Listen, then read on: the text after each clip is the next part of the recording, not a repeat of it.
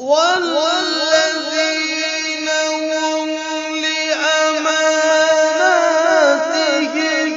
وعهدهم راعون والذين هم على صلواتهم يحافظون. ما شاء الله، احسنت وزينت وبالحق نطقت، ما شاء الله. محفل میں مزنور و نکھت کی سوغات نچھاور کرنے کے لیے میں دعوت دیتا ہوں ہمارے معزز مہمان شیخ القراء قاری و مقری احمد اللہ صاحب بھاگلپوری متعن اللہ بطول حیاتی کے صاحبزادے قاری سعد اللہ صاحب بھاگلپوری کو اس شعر کے ساتھ کہ کوئی بزم ہو کوئی انجمن یہ شعار اپنا قدیم ہے، کوئی بزم ہو کوئی انجمن یہ شعار اپنا قدیم ہے، جہاں روشنی کی کمی ملی وہاں ایک چراغ جلا دیا۔ قاری صاحب تشریف لائیں اور اپنی پرکیف تلاوت سے ہم سامعین کے قلوب کو معطر کریں اور اپنی قرات پیش کرنے کے بعد مختصر تاثرات بھی پیش کریں۔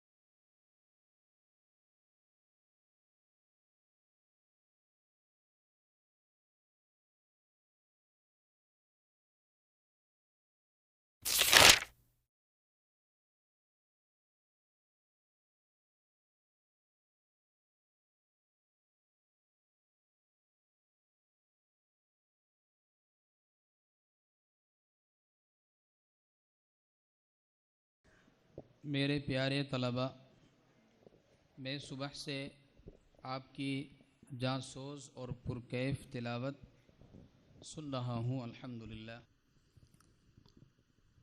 اور قرآن مجید کو جب دل کی گہرائیوں سے غور سے سنا جاتا ہے تو وہ دل پر اس طرح اثر کرتا ہے کہ میری حالت یہ ہے کہ مجھے یہ محسوس ہوتا ہے کہ میرا جو اپنا لہجہ ہے میں وہ بھول چکا ہوں۔ الحمدللہ، اللہ تعالی آپ کی صلاحیتوں میں خوب برکت عطا فرمائے۔ میری آواز بھی کچھ تھوڑی خراب چل رہی ہے، آپ دعا فرمائیں کہ اللہ تعالی جو ہے تلاوت کی توفیق عطا فرمائے اور کچھ آیتیں اللہ کے فضل و کرم سے پڑھ لینے کی توفیق عطا فرما دے۔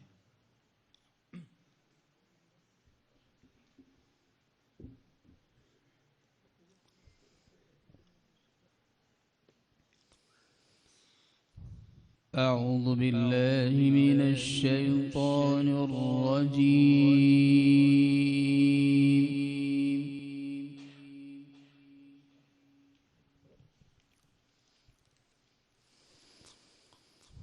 بسم اللہ الرحمن الرحیم،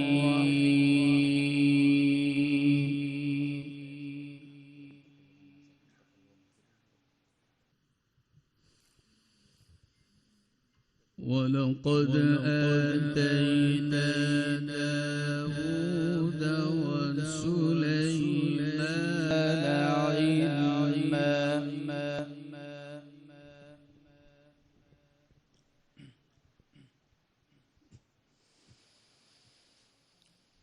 وقال الحمد لله الذي فضل فضلنا على كثير من عباده المؤمنين.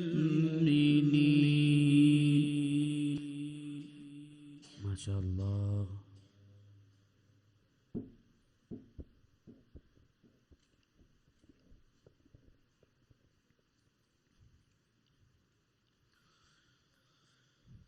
وورث سليمان داود. ما شاء الله.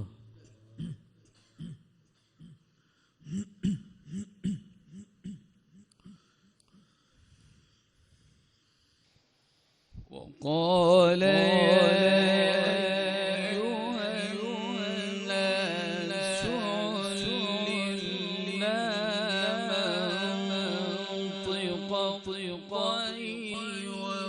وأوتينا من كل شيء. ما شاء الله، أحسنت يا شيخ.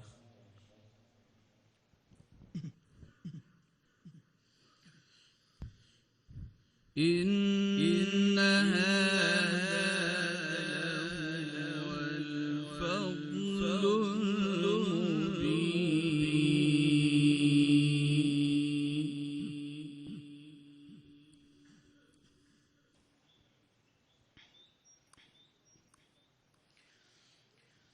وحشر لسليمان جنوده من الجن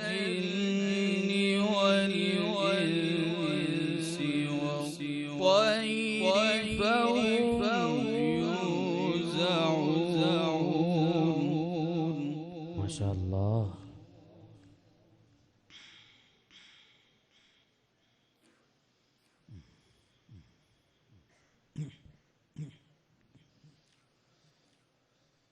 حتى إذا أتوا على واد النمل قالت نملة. ما شاء الله.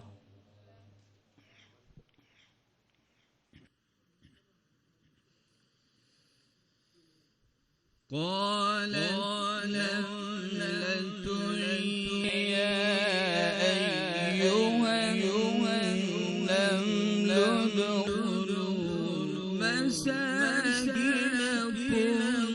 لا يحطمنكم. زينت يا شيخ.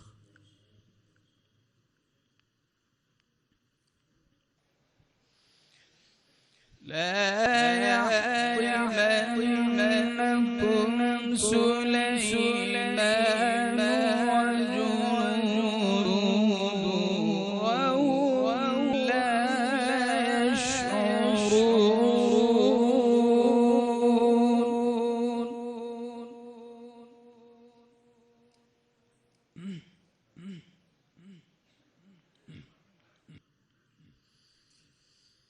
فتبسم ضاحكا من قولها وقال رب أوزعني أن أشكر نعمتك.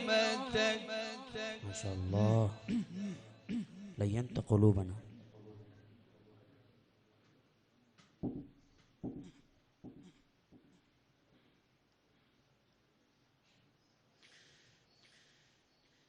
أن أشكر نعمتك التي أنعمت علي وعلى والدي وأن أعمل صالحا ترضاه. ما شاء الله، زينت.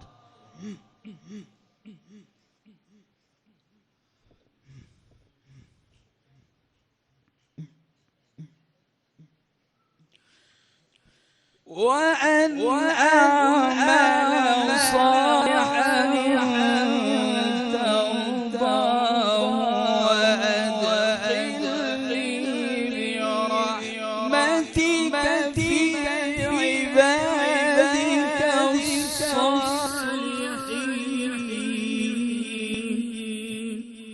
شاء الله أحسنت.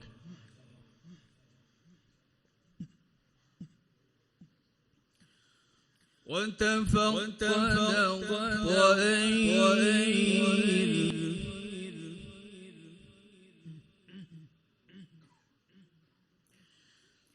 وتفقد الطير فقال ما لي لا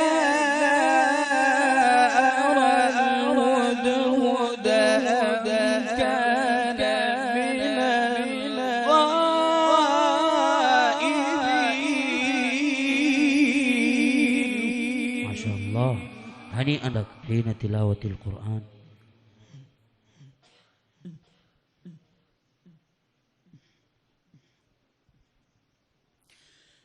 لأعذبنه عذابا شديدا أو لأذبحنه أو ليأتيني بسلطان مبين. ما شاء الله.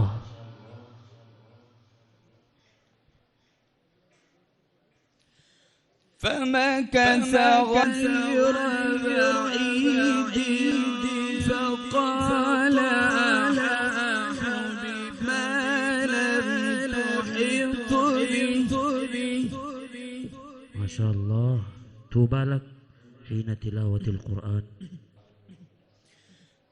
فقال أحبت بما لم تحط به وجئتك من سبأ بنبأ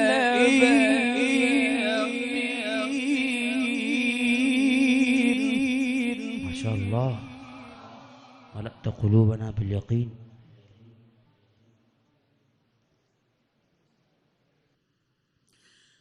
إني وجدت امرأة تملكهم وأوتيت من كل شيء ولها عرش عظيم. سبحان الله.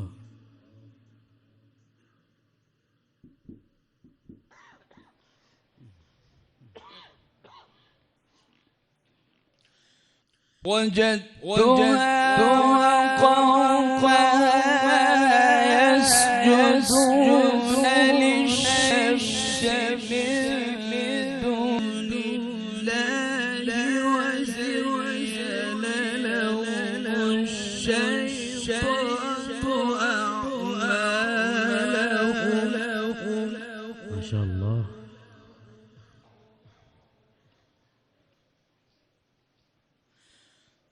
وزين لهم الشيطان أعمالهم فصدهم عن السبيل فهم لا يهتدون. ما شاء الله.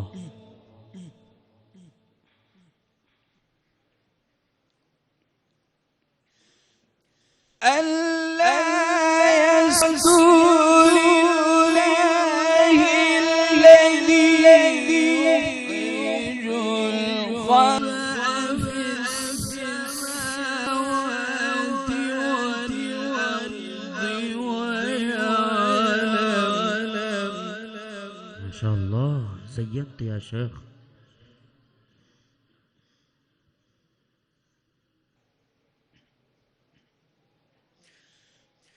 ويعلم تخفون ما تعلنون الله لا إله إلا هو رب العرش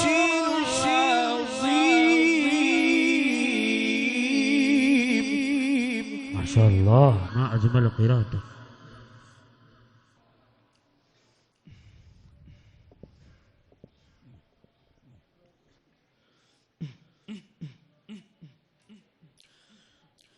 قال سننظر أصدقت أم كنت من الكاذبين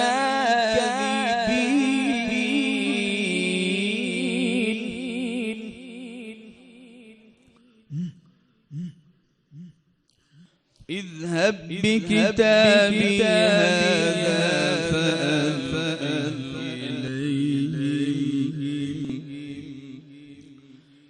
فألق إليهم ثم تول عنهم فانظر ماذا يرون. ما شاء الله.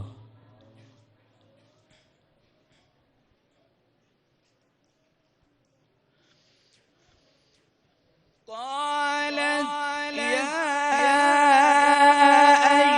أيها الملأ إني ألقي إلي كتاب كريم إنه من سليمان. ما شاء الله.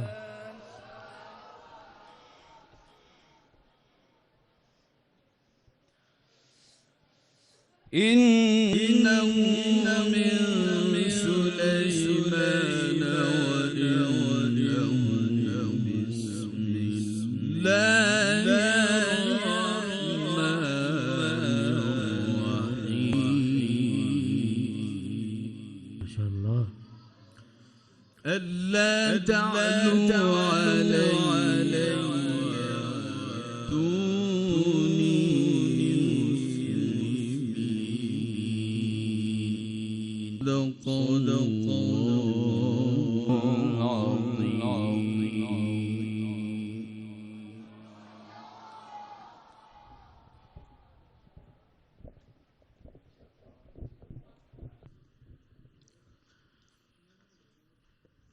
الحمد لله رب العالمين، والصلاة والسلام على سيد الأنبياء والمرسلين وعلى آله وأزواجه وأصحابه وأئمة دينه أجمعين. أعوذ بالله من الشيطان الرجيم. بسم الله الرحمن الرحيم. هو الذي أرسل رسوله بالهدى ودين الحق ليظهره على الدين كله ولو كره المشركون. وقال رسول الله عليه وسلم: إن هذا القرآن أنزل على 7 أحرف فاقرؤوا ما تيسر منه. وقال رسول الله صلى الله عليه وسلم في موضع آخر: إني بعثت إلى أمة أميين فيهم الشيخ الفاني والعجوز الكبيرة والغلام. قال: فمرهم فليقرأوا القرآن على 7 أحرف. गिरामिये सद एहतराम सदर मुहतरम उलमाए किराम कुर्राए इज़ाम मुअज़्ज़ज़ सामईन और हमारे तालिबे इल्म साथियों और भाइयों, अल्हम्दुलिल्लाह सुम्मा अल्हम्दुलिल्लाह। सुबह से मैं आप लोगों की तिलावत सुन, जिस तरीके से आप लोगों ने माशा अल्लाह तिलावत पेश किया है कि एक तरफ आपकी अदायगी में सफाई, दूसरी तरफ लहजों के तनव्वुआत के साथ आपने जो तिलावत पेश किया है, तीनों कैफियत में मैं आपको अपने दिल के गहराइयों से अथाह गहराई मैं आपको मुबारकबाद पेश करता हूँ। लेकिन आप जो है یہ مقام شکر ہے، اس پر آپ اللہ تعالیٰ کا شکر ادا کیجئے، نہ کہ مقام عجب۔ کہیں ایسا نہ ہو کہ آپ عجب میں مبتلا ہو جائیں یا کاہلی اور سستی کی طرف چلے جائیں اور جتنی صلاحیت آپ نے حاصل کیا ہے اسی پر آپ کفایت کر لیں۔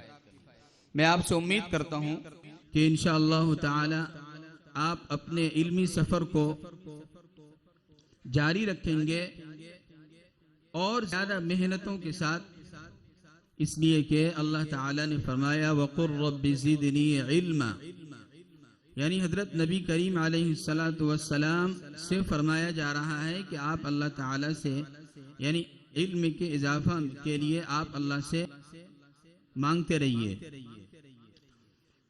تو کو بھی سبق دیا گیا ہے کہ آپ اپنے علم کے اضافے میں اللہ تعالیٰ سے دعا مانگتے رہیے، وَقُلْ رَبِّ زِدْنِي عِلْمًا۔ میں نے آپ کے سامنے جو ایک آیت پیش کیا ہے،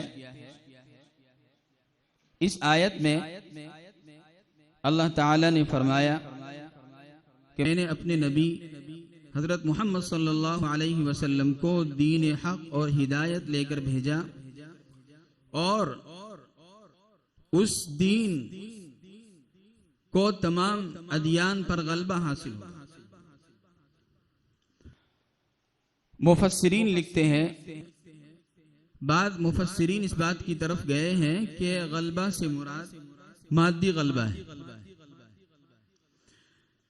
لیکن اور یہ بات بھی ممکن اور صحیح ہے، اس لیے کہ ظہور اسلام کے بعد بہت ہی قلیل عرصے میں اللہ تعالیٰ نے اسلام اور مسلمانوں کو نہ صرف عربوں پر غلبہ عطا فرمایا بلکہ عرب سے باہر مشرق میں ہندوستان اور چین تک، مغرب میں اسپین و فرانس تک، اور افریقہ کے دور دراز ملکوں تک، اور چوتھی جانب جو ہے روم اور ایران کے انتہائی حدود تک اللہ تعالیٰ نے مسلمانوں کو اور اسلام کو غلبہ عطا فرمایا۔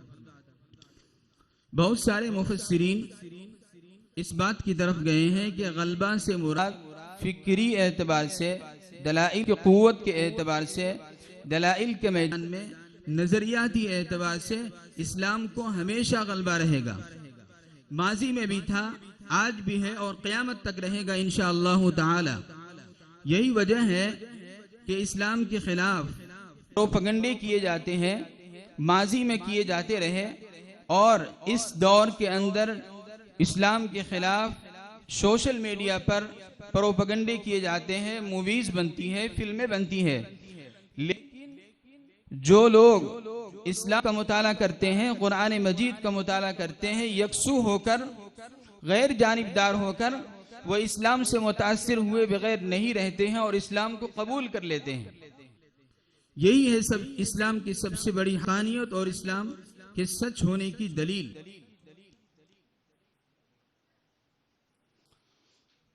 اللہ تعالیٰ نے قرآن مجید کو اولاً لغت قریش پر نازل کیا، پھر بعد میں امت کی سہولت کے لیے، امت کی آسانی کے لیے، قرآن کریم کے اعجاز و بیان کے لیے، فقہی مسائل کے استنباط اور اجتہادات کے لیے مختلف طریقوں پر، یعنی 7 وجوہ پر قرآن مجید کو پڑھنے کی اللہ تعالیٰ نے اجازت دی۔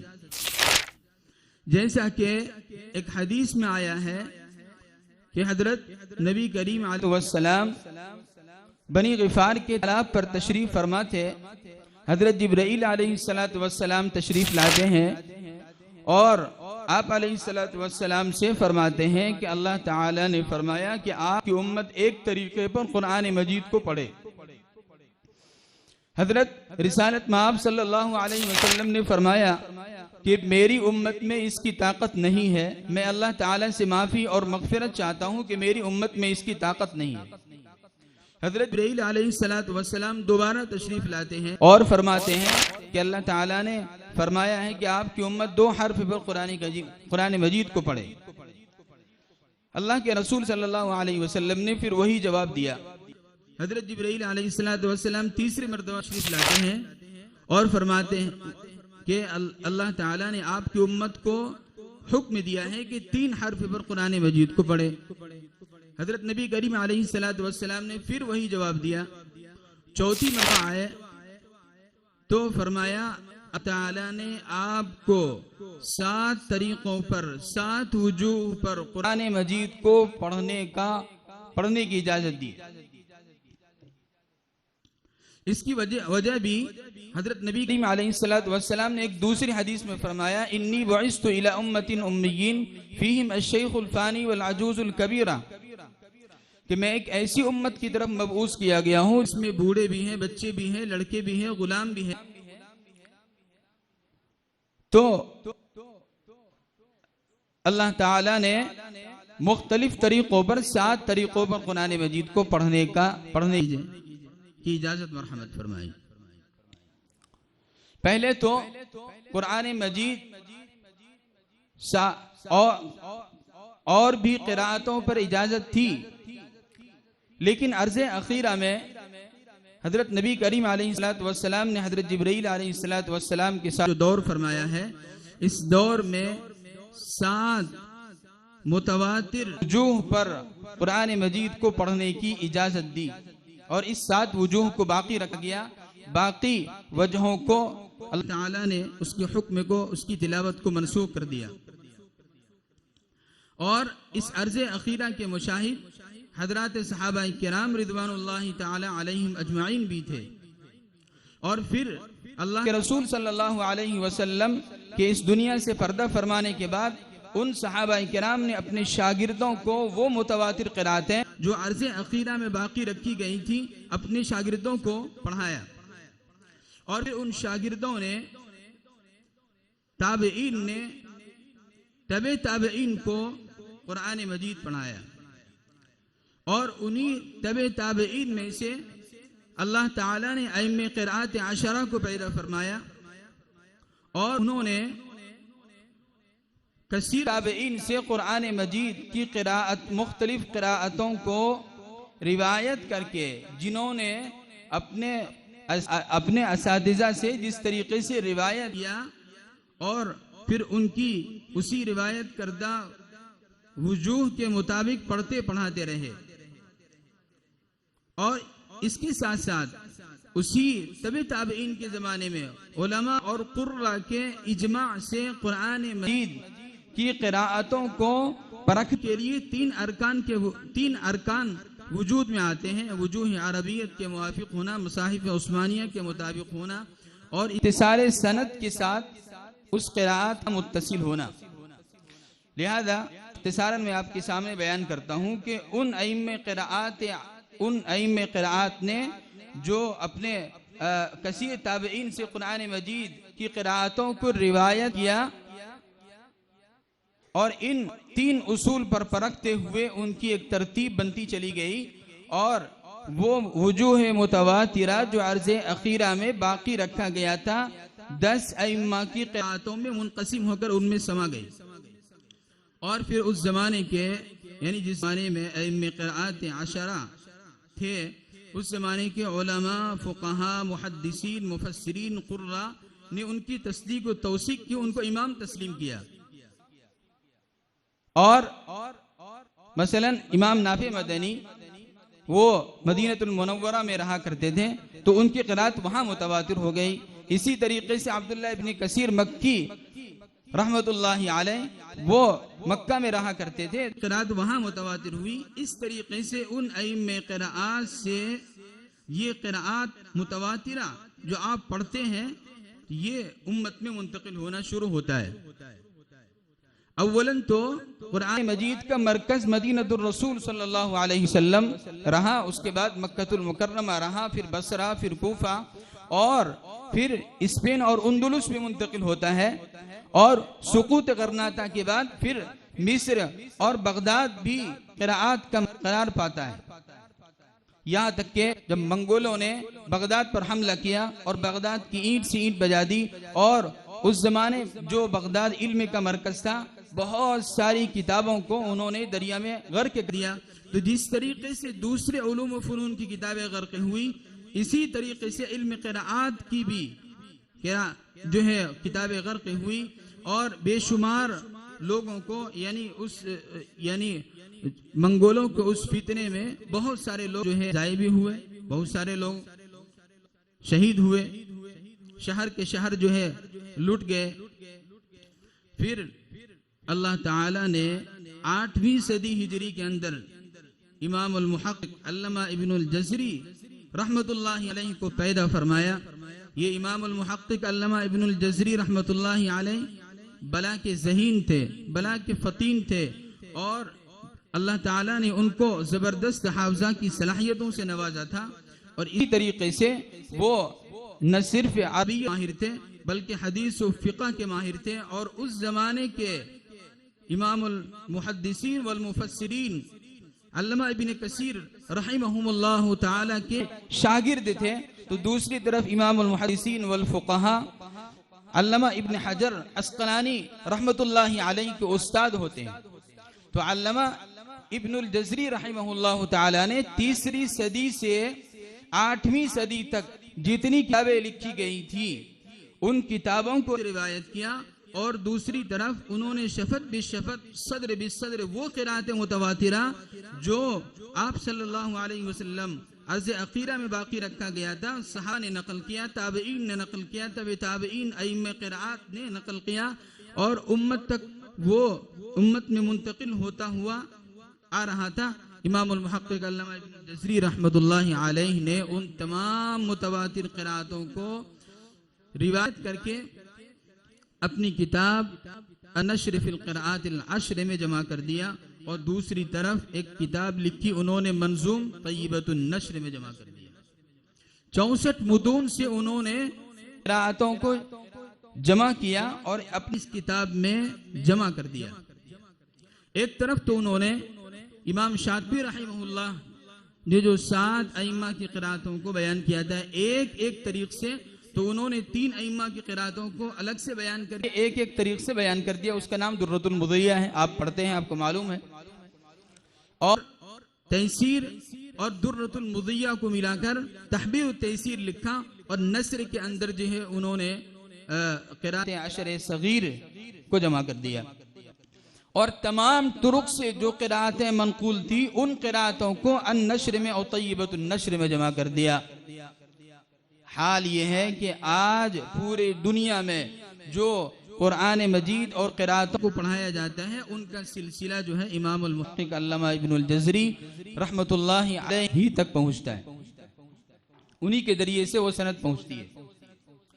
تا آنکہ علامہ ابن الجزری رحمت اللہ علیہ سے یہ فن شریف ہمارے ہندوستان، ہمارے مشائخ اور ہمارے اساتذہ کے ذریعے سے منتقل ہوتا ہے.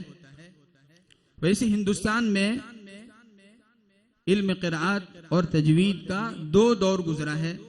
ایک دور تو 1050 کا ہے جس میں قاری عبد الخالق صاحب منوفی رحمت اللہ علیہ مصر سے پڑھ کرتے ہیں، اور شاہجہاں کے زمانے میں پانی پت، دہلی اور اطراف کے علاقوں میں، حتیٰ کہ ہندوستان میں ان کے شاگرد اور قراءت کا سلسلہ چلتا ہے. اور جب انگریز کا اس ملک پر حکومت آتی ہے تو جس طریقے سے دوسرے علوم فنون کو انگریزوں نے مٹانے کی کوشش کی، اس کے زد میں یہ علم قراءات بھی آتی ہے، اور علم قراءات کو اس ملک میں زوال آ جاتا ہے. پھر قاری عبداللہ صاحب مکی رحمت اللہ علیہ کے خواب میں حضرت نبی کریم علیہ السلام تشریف لاتے ہیں اور فرماتے ہیں کہ اپنے چھوٹے بھائی قاری عبد الرحمن صاحب مکی رحمت اللہ علیہ کو ہندوستان بھیجو. اور پھر اس خواب کے نتیجے میں قاری عبد الرحمن صاحب مکی رحمت اللہ علیہ ہندوستان تشریف لاتے ہیں، اور پھر اس فن شریف کا سلسلہ ان سے پھر ہندوستان میں جاری ہوتا ہے. اور آج بھی یعنی آج اس بر عظیم ہندوستان، بنگلہ دیش، افغانستان میں جو سلسلے ہیں زیادہ مشہور وہ 2 ہی سلسلے ہیں. ایک وہ قاری عبد الخالق صاحب منوفی رحمت اللہ علیہ کا سلسلہ جس کو ہم پانی پتی سلسلہ کہتے ہیں، دوسرا قاری عبد الرحمن صاحب مکی رحمت اللہ علیہ کا سلسلہ ہے.